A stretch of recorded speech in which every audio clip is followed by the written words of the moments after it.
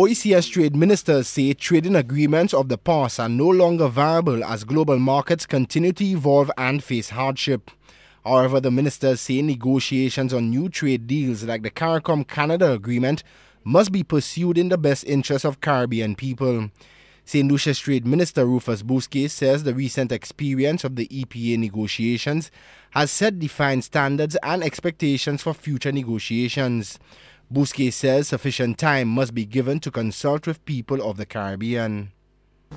Since the EPA, our private sectors and civil society have been clamoring for greater participation in negotiating trade agreements. These agreements are often undertaken in their names with their interests at heart, yet most times they may not be aware of most of the intricacies involved.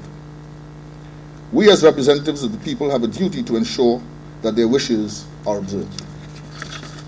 I wish to implore you to insist that before signing off at every crucial juncture in these negotiations, officials must brief us before the final decisions are made, and that sufficient time is allowed for consultation where necessary and practical.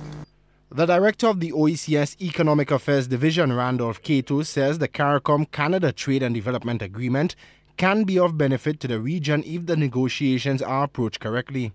Cato says the agreement is important because of the historic trading relationship between the two countries. With some imagination and creative thinking, we will find that Canada, in fact, can offer important opportunities for the OECS as we move forward. And as we get these negotiations going, we have to understand how we manage these trade processes in the context of our own development agenda and development objectives. The Trade Minister of St. Kitts, Timothy Harris, says the negotiation stages of the agreement are important, since small island economies depend largely on trade and foreign imports.